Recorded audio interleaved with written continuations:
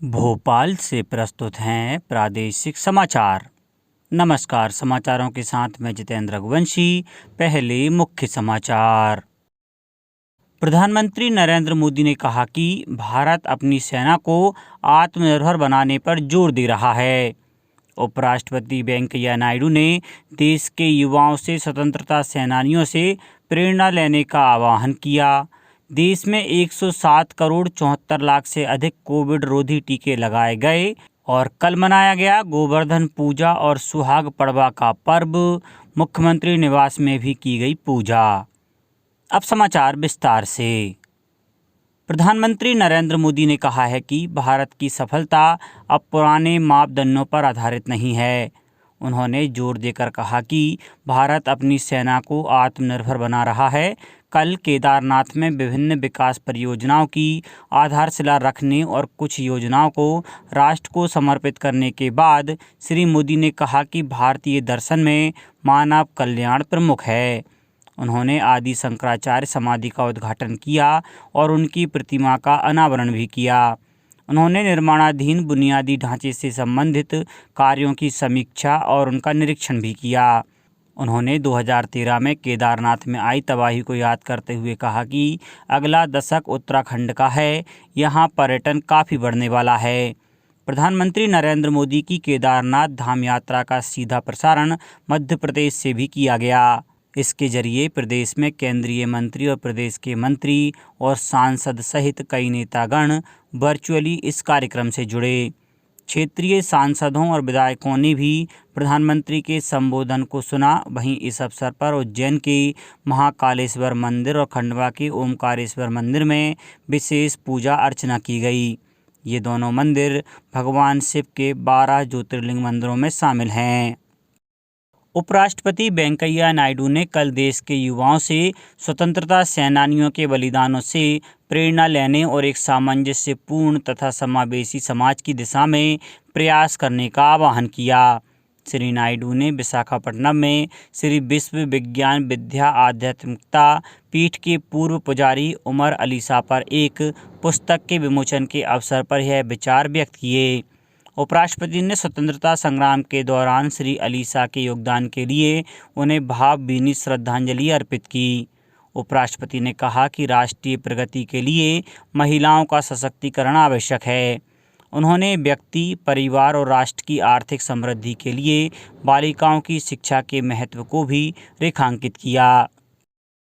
मुख्यमंत्री शिवराज सिंह चौहान ने कल उज्जैन के महाकालेश्वर मंदिर में पूजा अर्चना की। इस अवसर पर उन्होंने संतों का सम्मान किया। श्री चौहान ने अधिक से अधिक पेड़ लगाने का आह्वान किया और त्रिवेणी संग्रहालय के पास रुद्राक्ष का पौधा भी रोपा। श्री चौहान ने महाकाल मंदिर परिसर विस्तार योजना का निरीक्षण किया। मध्य प्रदेश पर्यटन बोर्ड की ग्रामीण पर्यटन परियोजना को लंदन में world travel mart WTM world responsible tourism award 2021 समारोह में अंतर्राष्ट्रीय स्तर पर सर्वश्रेष्ठ परियोजना का पुरस्कार प्रदान किया गया। अंतर्राष्ट्रीय रिस्पॉन्सिबल टूरिज्म केंद्र ने यह पुरस्कार कोविड उपरांत सर्वश्रेष्ठ पर्यटन स्थल विकास की श्रेणी में प्रदान किया है। इसी श्रेणी में मध्य प्रदेश ग्रामीण पर्यटन को जोनल स्तर पर स्वर्ण पुरस्कार भी दिया गया। एक अन्य श्रेणी पर्यटन में विविधता के क्षेत्र में मध्य प्रदेश की महिलाओं के लिए सुरक्षित पर्यटन परियोजना की परिकल्पना को श्रेष्ठ परियोजना की मान्यता का पुरस्कार दिया गया। पर्यटन बोर्ड की ओर से प्रबंध संचालक राज्य पर्यटन विकास निगम श्री S विश्वनाथन और उप संचालक टूरिज्म बोर्ड श्री युवराज पडोले ने पुरस्कार प्राप्त किया। समारोह में WTM ने पर्यटन के क्षेत्र में मध्य प्रदेश द्वारा किए जा रहे प्रयासों की सराहना की और भविष्य में इन परियोजनाओं से होने वाले आर्थिक सामाजिक परिवर्तन की आशा की। लंदन में यह समारोह 1 से 3 नवंबर तक हुआ। राष्ट्रव्यापी कोविड टीकाकरण के अंतर्गत 107 करोड़ 74 लाख से अधिक कोविड रोधी टीके लगे। स्वास्थ्य मंत्रालय ने कहा है कि गुरुवार को 5,65,000 से अधिक टीके लगाए गए। इस दौरान 12,000 से अधिक नए कोविड मामलों की पुष्टि हुई। स्वस्थ होने की दर 98.23% हो गई है। अब तक कुल 3,37,25,000 मरीज स्वस्थ हो चुके हैं। पिछले 24 घंटों में 221 मरीजों की कोविड से मौत हुई है। स्वास्थ्य मंत्रालय ने बताया है कि देश में कुल 61 करोड़ 30 लाख से अधिक कोविड नमूनों की जांच की जा चुकी है। गुरुवार को 6,70,000 से अधिक नमूनों की जांच की गई। किसान कल्याण तथा कृषि विकास मंत्री श्री कमल पटेल ने कहा है कि 21वीं सदी भारत की सदी है।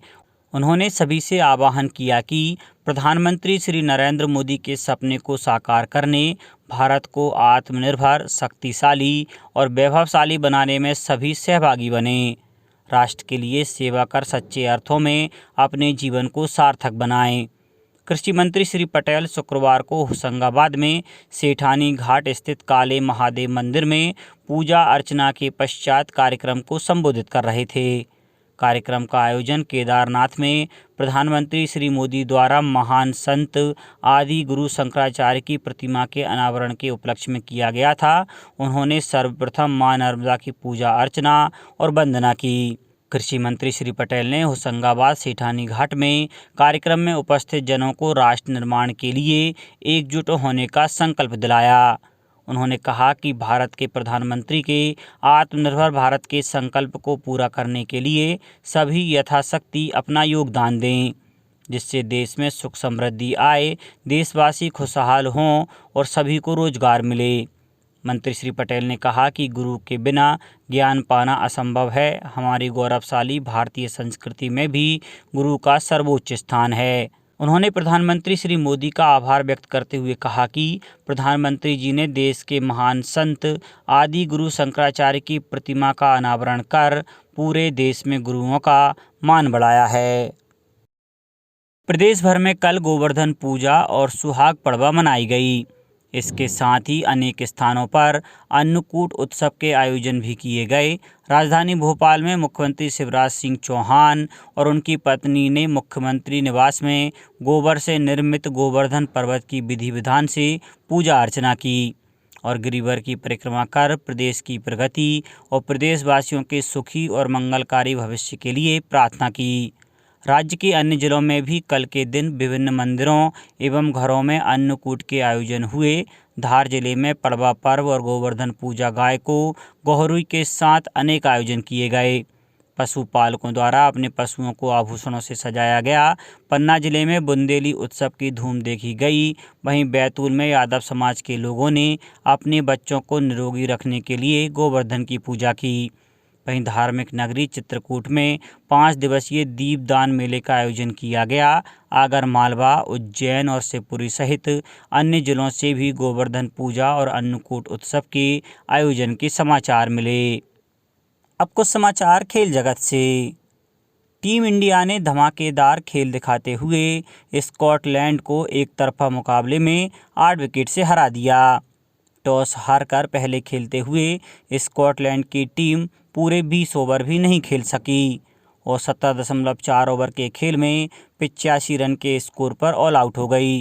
रविंद्र जडेजा और मोहम्मद शमी 3-3 विकेट लेने में सफल रहे। 86 रनों के टारगेट को भारत ने 6.3 ओवर में 2 विकेट के नुकसान पर हासिल कर लिया।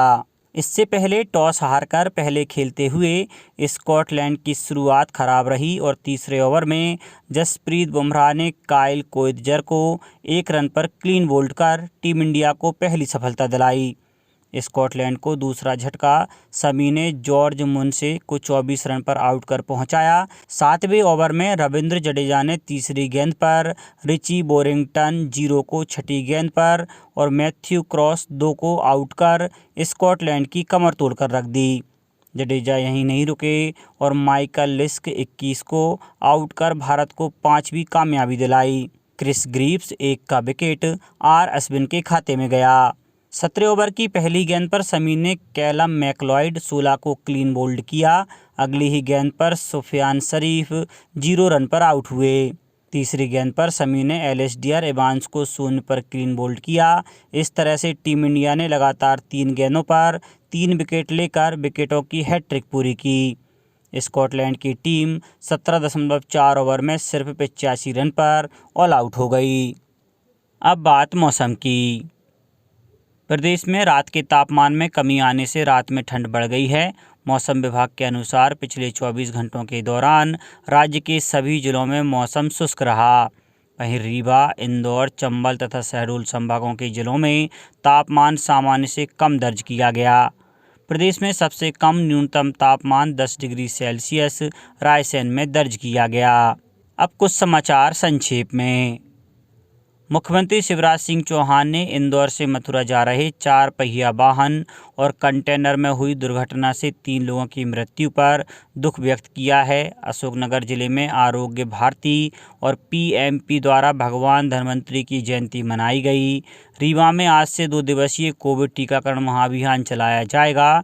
गुना जिले में 7 नवंबर को डीएपी खाद का वितरण किया जाएगा। सतना सांसद गणेश सिंह ने कल वार्ड क्रमांक 11 में दिव्यांगों के साथ दीपावली मनाई।